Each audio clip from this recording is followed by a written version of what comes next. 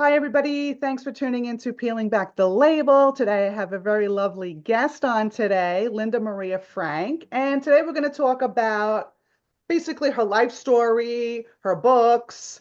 I happened to read The Mystery of the Lost Avenger, which I loved and totally recommend for everyone to read. And I also, we got to talk about it, Linda, because I learned so much just from reading that book and all the other things that you're doing and what makes you tick as an author and all that kind of good stuff. So, can you tell us a little bit about yourself and Sure. excuse Thank you, me. Stephanie, so much for having me on. I really appreciate this. We have been tackling technology this morning, and we have won, which is important. I was a teacher for 50 years, believe it or not, everything from fifth grade to graduate school. I loved my job teaching. I taught science, but I taught forensic science. And this is what roped me into writing because I used to write stories for my students, the little mystery stories, and they would have to take them apart and use forensic science to solve them. And they had great fun with it. We used to do a mock trial in the classroom. We would find somebody to pin the murder on, and they could take their friends from cafeteria, and we set up crime scenes. We just had a ball with it. And I love Nancy Drew when I was a kid. I haven't found one person yet who hates Nancy Drew, but I loved her. And so I said, I could take some of these stories that I wrote and write something that's a little bit more technical than Nancy Drew was. And that's how I started writing the Annie Tillery Mystery Stories. Of course, I had all of the female and male students as role models for my characters. Oh, I didn't know And that. I also am a history buff. And so I said to myself, the teacher in me will never die. And so I decided I'm going to put these stories, all of them in some sort of a historical context. And I will use forensic science to solve the mysteries because the kids love these CSI shows. So that's how I developed Annie Tillery Mysteries. The first one was called, well, there they go, the Madonna Ghost. And the Madonna Ghost takes place on Fire Island. And I can't tell you what the forensics is behind it because it spoils the plot, but we have a ghost and we have the history of Fire Island, and we also have the history of some of the criminal activities on Fire Island. And Ooh. there's a budding romance. This is where Annie Tillery meets her boyfriend, Ty Egan, and they fall in love and they become fast friends and co-solvers of the mysteries. That led me to my favorite topic in forensic science, which is art forgery and art crime. So this one, Girl with Pencil Drawing, was actually, I got the inspiration for this in the Metropolitan Museum. There's a picture of a woman from some past generation sitting with a sketch pad, and she's looking out the window and she's drawing. So that's where the title comes from. But the story is about Annie takes a series of art lessons, and her instructor um, is involved in some, she doesn't realize how shady they are, but some shady dealing. She's making copies um, for the manager of the art of the place where she's taking the art gallery where she's taking the lessons. And he is found murdered, and she is the prime suspect. And so Annie has to find out what's really going on here. So you get a whole lot of information about how art pieces are authenticated, and also there's a backstory that goes back to World War II. I'm sorry, I am very much interested in World War II. And so there's a little backstory in there about sort of like a Monuments Men story. The next one was Secrets in the Fairy Chimneys, has nothing to do with fairies. It takes place in Turkey, and these beautiful, strange archaeological formations are called fairy chimneys. And this one takes place in an archaeological dig. And we go all over Turkey. It's a lot of fun and very interesting and very dangerous. So, and then the one that you mentioned, Mystery of the Lost Avenger, this is a, I love this story because it's a real girl story. I hate to say that, but Annie and Ty set out to solve a mystery. Now, what's the mystery? Okay, a plane crashes in 1943. The plane happens to be an Avenger. That's where the title comes from. Hmm. The Avenger was manufactured by Grumman during World War II, and it was used to fight in the Pacific Theater. Women in World War II were very, very, very important because all the men were away fighting. So the women in this book are called WASPs, Women's Air Service Pilots, and they flew the planes from Grumman to the West Coast. Well, one of these planes crashes in 1943, but it crashes in a remote area and is not found till present day. NCIS has to come in and investigate because it's a Navy plane. Okay, they find a note from, it's actually a work order and it has Annie's great grandmother's name on it. Annie's great grandmother wasn't flying the plane, but that's the only clue they find. Hmm. So they have to, of course, inform the family. So they inform Annie's mother, and Annie and her mother don't have the best relationship, but this kind of brings them together because they decide, okay, we have to find out what happens here. So they go to the family homestead in Maryland. They go to the attic. Of course, we have to go to an attic in a mystery story. And they find love letters and photographs and all kinds of stuff that connect great grandma to her time with the Wasps and also to a sweetheart she had who was killed in the war. And while they're there, a very mysterious thing happens. They hear a door slam and they see the back of a woman running out of the house, and that's my ghost. So Mhm. this has it all. It Yeah, has it does. history. It has also Ty gets a pilot's license during this book, so they're flying all over the place. NCIS, Ghost, everything. So that's why I say it's a great girl story because they get in touch with what women did to Hmm. help win that war. And I have a friend who is a history professor, and he says without the women, we would have never won the war. So that's a good thing. Yes, absolutely, because they definitely needed them to fly the planes back and forth and whatnot. Can you bring up your book again for 1 second? Because I wanted to ask you, what was the inspiration by all of your book covers? Okay, so I had a friend who was she's also an author, and she was very good at picking out what would make your book sell. And so she also was a friend with the illustrator that I use. So the three of us came up with this, and I like it because it's a window. You're looking through the Yes. window. There's a shade, and with the title, and there's always some clues on the windowsill. So it's something that to draw you in. I didn't want to do what they do with most of the modern books, which is maybe a mistake, but mostly they use photographs now. Mm. And the photograph is then photoshopped to show something. I didn't like that. I wanted something that looked a little bit old fashioned, but Hmm. also something to think about. The cover is something to think about. And that's why I use that. And I No, still use that. absolutely. I do another series called the Buccaneers series, and those Can you books are tell us a little somewhat bit about abbreviated. that one? Yeah, I'll show it to you quickly. Let me just get one. I was in the middle of getting these books when we ran into technical difficulties. So this is the second one, but this is I did this during COVID, Okay. and it's based on my experiences in Catholic school when I was a kid. So Oh, okay. this is a group of eighth graders who live on a remote island, and what they do is they form a club called the Buccaneers, and they were raising money to buy toys for homeless kids on the mainland, and the money was stolen. So of course they had to solve the mystery. So this is it's funny, it's great fun, it's a large print, and it has color illustrations in it if I could find one. And my illustrator does all of these, and she just does such Yeah. a beautiful job. Come on, where are you? I know there's one in here.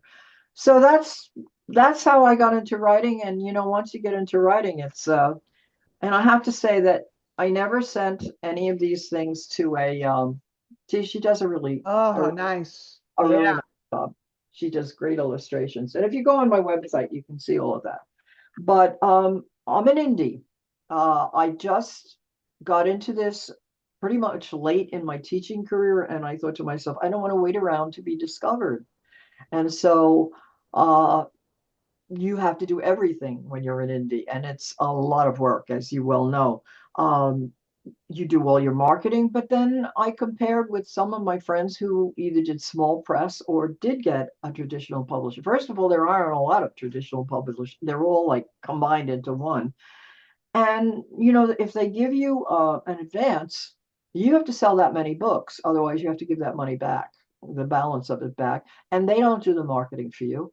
They do the marketing for the people who are on that cardboard display case right in front of the cash Exactly. register. Hmm. And so, as an indie, then you find out all the ways that you can. For instance, I found you, and I find people like you, and I do a lot of things on Facebook. And so you learn. It's a tremendous learning Oh, experience. yes, yes. But once you know like where to go and what to do, the author community is a tight community, and I think they love helping each other, especially the Mhm. independent authors. They love helping each other out. Oh You know, yeah, like you said, you were working with another author, even with the title, I mean, with the cover of the book.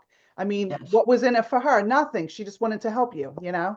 Right, exactly. And I belong to two author organizations, Long Island Children's Writers and Illustrators and Long Island Authors Groups, Yes. and they are so helpful. And what happens with that is very important because as an indie, it's very hard to sell on Amazon unless you wrote 50 Shades of Grey, okay?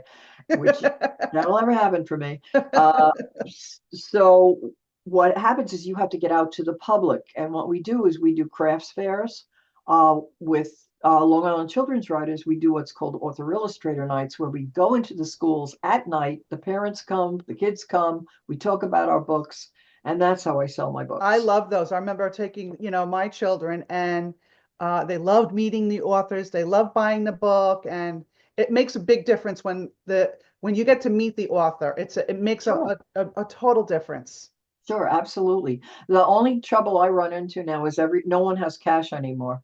And I don't like to do PayPal and Venmo because not because I don't like them, but because you're in a gymnasium in a school and you can't get the internet. Yeah, So yeah, doesn't work. oftentimes that's what happens. But a lot of people, I bought a QR code and I have it on my display and they could just take a picture and go directly to my website. And my website is really beautiful. It Uh, the is. I the must say person it definitely is.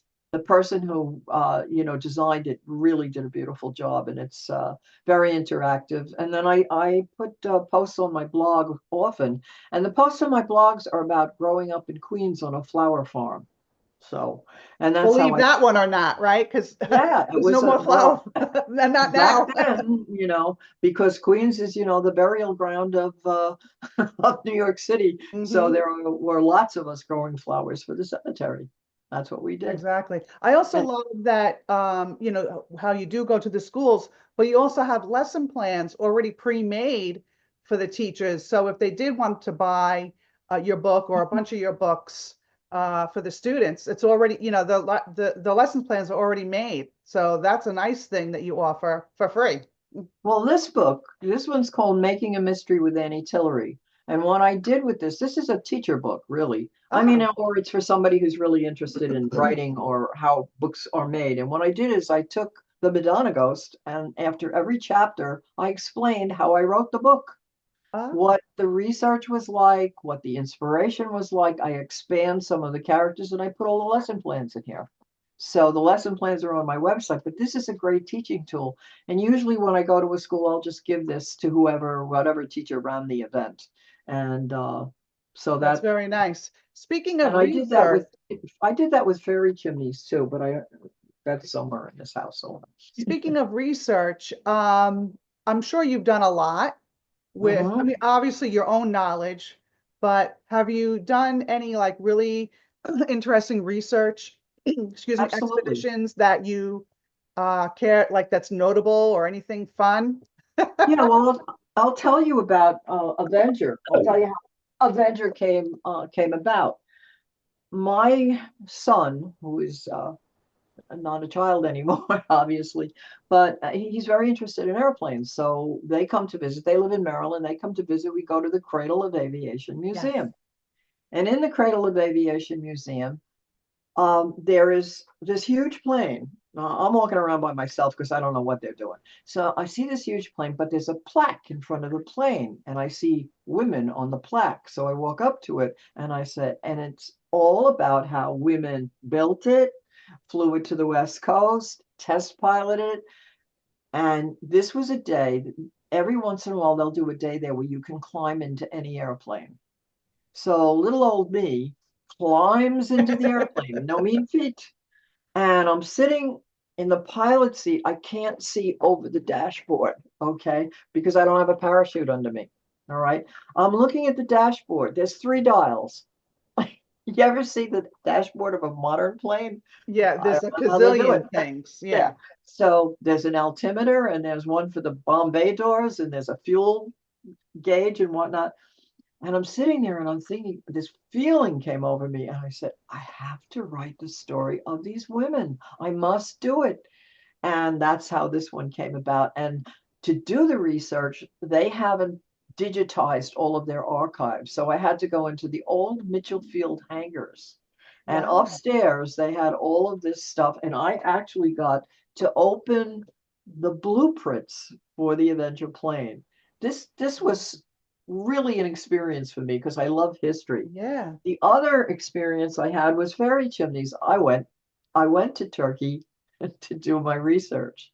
Oh, gee, that was tough. Turkey is one of the most interesting places I've ever been. And I spent quite a bit of time in Istanbul because it's part of the book that takes place there. So everything in that book is authentically Uh-huh. experienced by me in Turkey. So that was very exciting That's to do. amazing. Yeah, I so love that. that the research is actually my favorite part. Yeah. I I don't have blame you. I have I have three or four stages to a book. One of them is I get an idea. That's the question the kids ask the most. Where do you get your ideas from?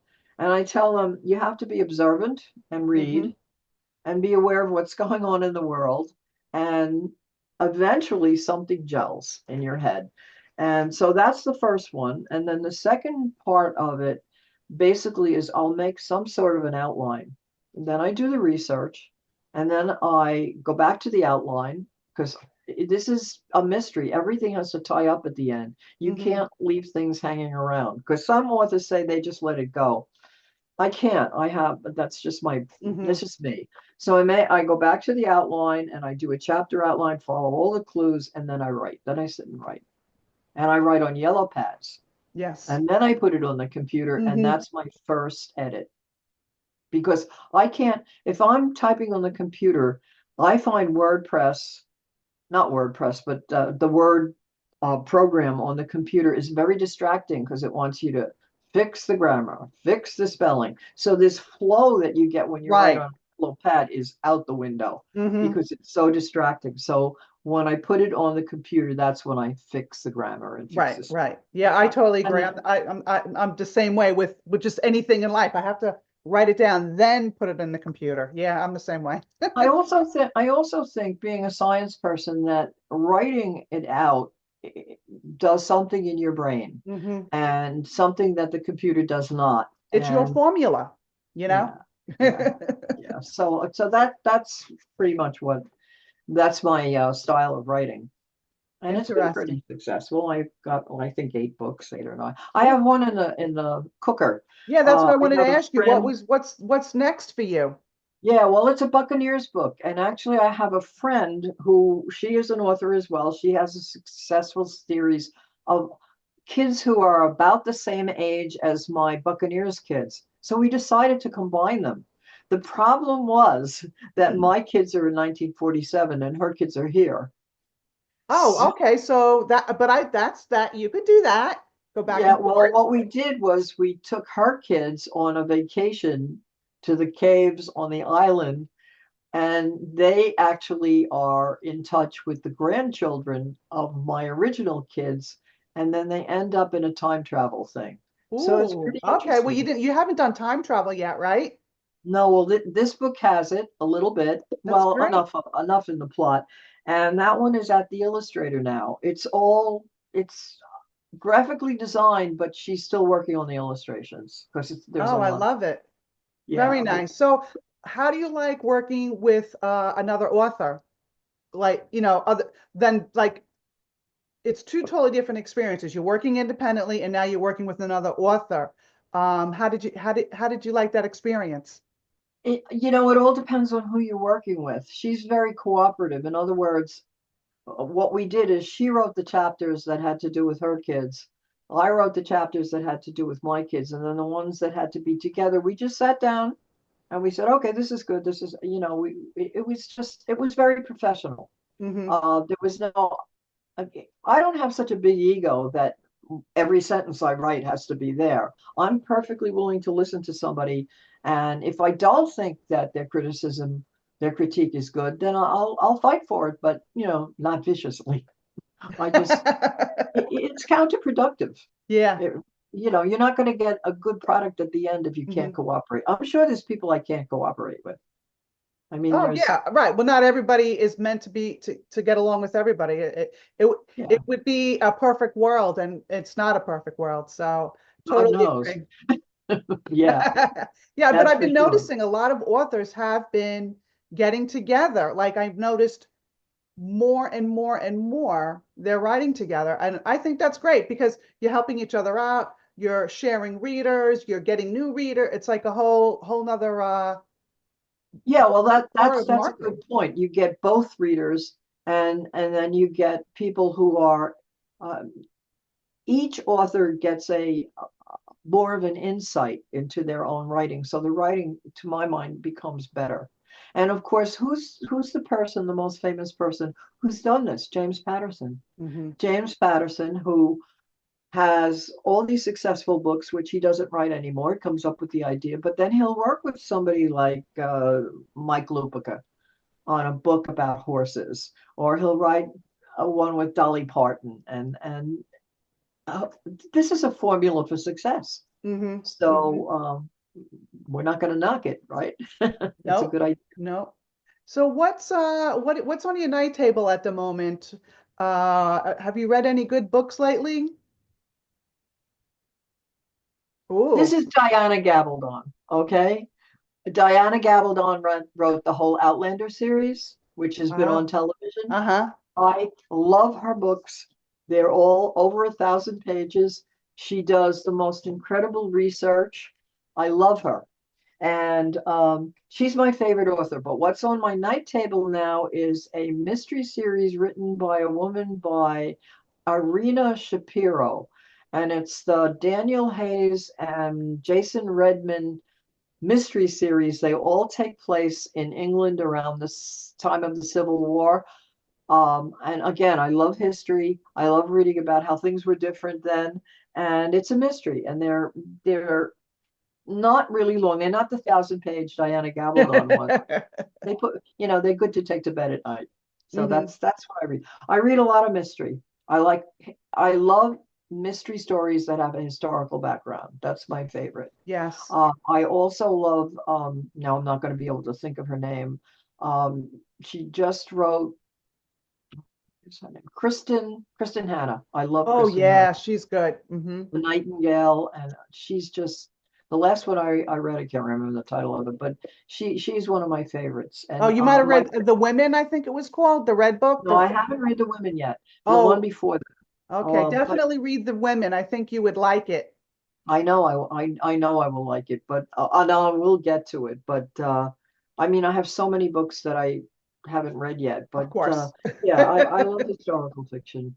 Um, I there are people who write history, and I love history, but somehow or other I like it when it's historical fiction. I don't know why. It just Well, it it just adds a little, for lack of better words, more spice to it. You can, you're yeah. keeping with the history, but you're adding a little bit more to make it more interesting. Well, sometimes you can't fall in love with the historical characters, but my feeling about a book is if you're writing fiction, your characters, you have to make your readers fall in love with them. Yeah. Someone love them or hate them because there has to be an emotional connection with them. Hmm. And so, but the Outlander series is about to come to an end. And we're all wondering how this is going to happen because this is a romance that's taken place. There's also time travel. There's everything in these books. And we're wondering how this is going to Yeah, I happen. think So, season 8 is the last season is coming up. yes. And you know what I like about her book? She's given me a very good tip.